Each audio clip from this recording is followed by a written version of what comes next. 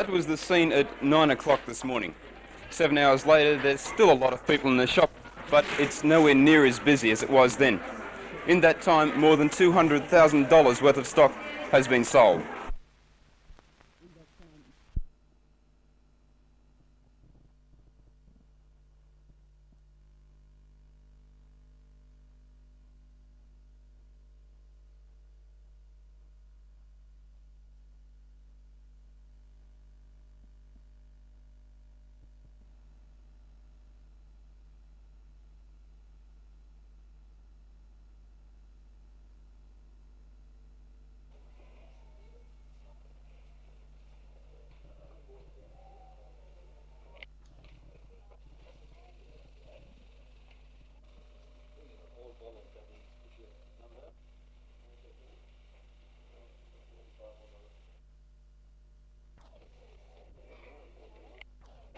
Retail price at $500.54.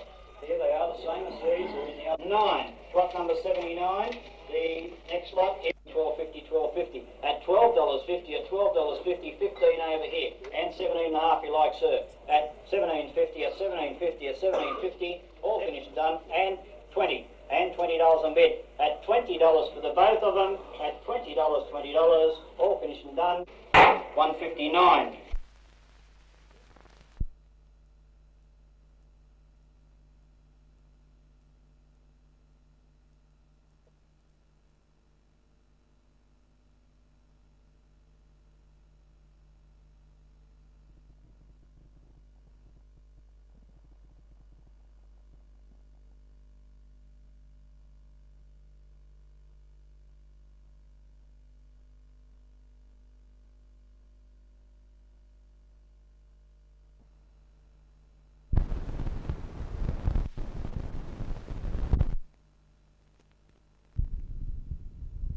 It consists of something like about 25 professional people up here, and we apply their expertise in their knowledge of whether it be meteorology or aircraft dispersion plume work or ground level measurements of sulfur dioxide.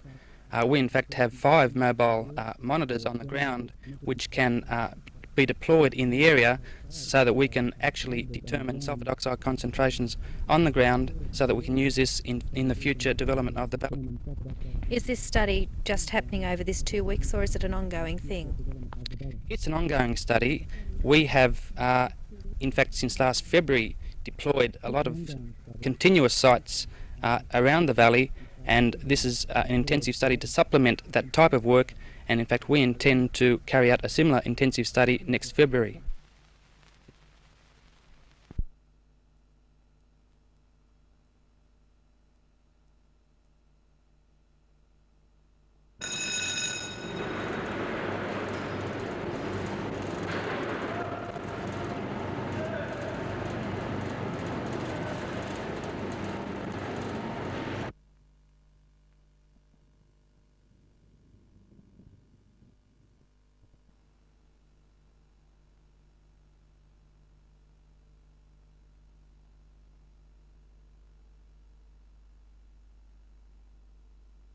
The crane has a lifting capacity of 85 tonnes and it can lift up to 23 metres high, and it travels on a runway system which is approximately 200 metres long over the pits for the pumps.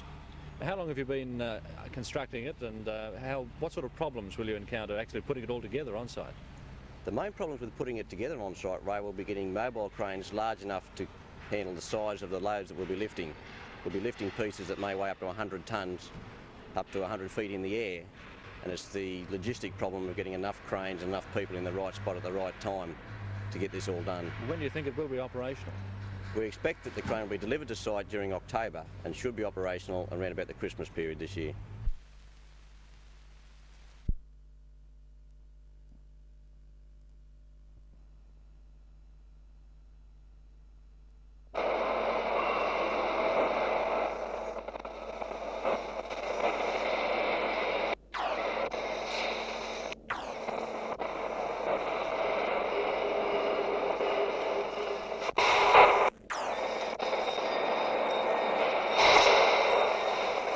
all this talk of resource development, and certainly the Labor Party wants to see such development with qualifications.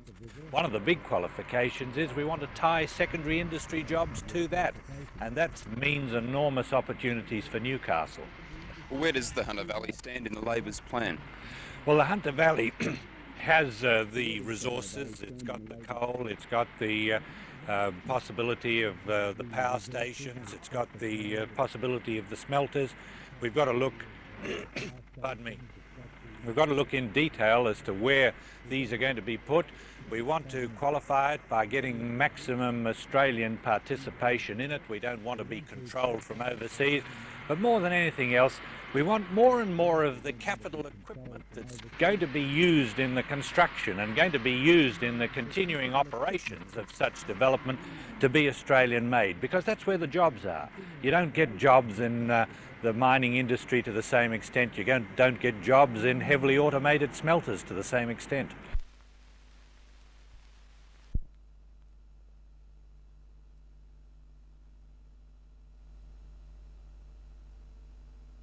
Well, the only thing at this particular stage that I'm concerned about is that the general public don't get confused, because I know at this particular stage that the Western Suburbs Rugby League are a total competition. This approach has been made by the licensed club, of which they have every right to do so, but all we're concerned about is that they should have negotiations with Mr Humphreys outside the province and the structure of Newcastle Rugby League. And if that is so, well, then the Country League has got to step in and see that the destiny and the future of the Country Rugby League is safeguarded by no further intrusion in the country areas. Would it be possible for the licensed club to actually field a team outside their own league system? Yes, it's quite possible if they can get enough money to do so, and they get sponsorship and they get the okay from the special committee which is handling the second division. But it would be against tradition for the New South Wales League, which is the body that's organising this, to deal with anybody outside the province of the Country Rugby League, and in this case the Newcastle Rugby League.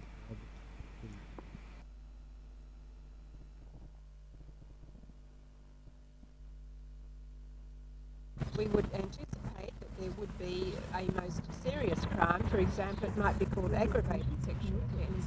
That would be where the victim has suffered obvious bodily harm, and that crime would attract a maximum sentence. There would then perhaps be a lesser crime where there was no harm to the victim, obvious physical harm, and there would be a minimum sentence prescribed for that. For example,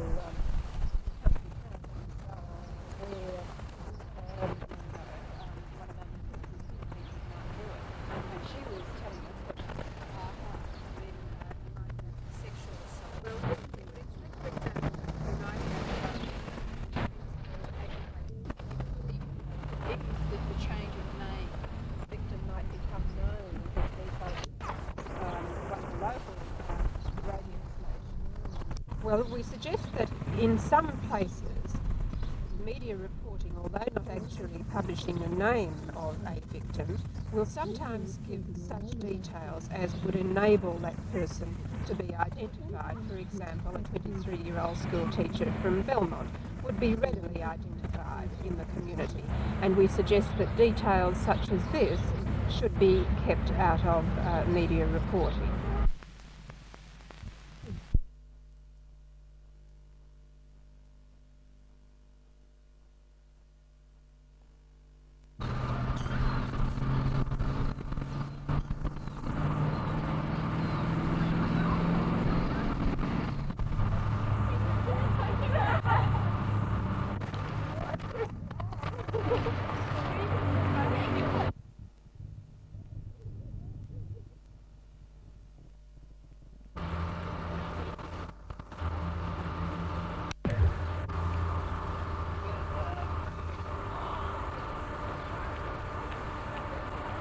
Most of the teachers you're going to need are going to be tradesmen, and tradesmen are in very strong demand in the Hunter. Are you really hopeful of getting them? Well, I think we could do, Alison, because our conditions are very good. I know what you're alluding to insofar as money is concerned, but there are other things besides money in a job satisfaction. contributing to this country of ours to make it greater than what it is.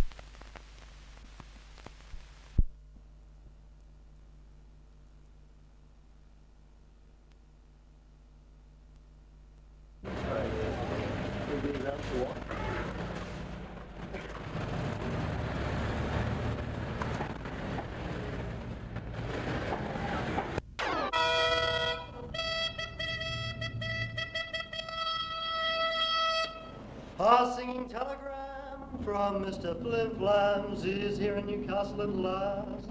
Alderman Joy Cummings, are you sure you're ready for this? Then I'll begin. If you're ready, off I go. The title is A Tune We Croon, to let you know we're now part of Newcastle, and with you we'll grow. Me, torture for all you. Well, hello, Newcastle, from Flimflams, Newcastle, to the hub of Hunter, we've just come to sing, with your fresh sea breeze air, and Aussie's First Lady Lord Mayor. We know there's no place like the show place that you offer here, so singing telegrams has come to the mighty heart of the Hunter, because we class you as one of the big cities, yes. Keep on growing and thriving. We're here to stay and we'll be striving to do our best with our telegrams, like other cities in this fair land. We hope you enjoy the fun that we'll spread around. Do I have a copy of it? All the very, very best to Newcastle from, of course, Flimflams singing telegrams. Oh, thank you very much, and that was well done. Oh, thank you very much. Well, Beautifully worded. if you ever want a job, just give us a ring. Before you go. Yes?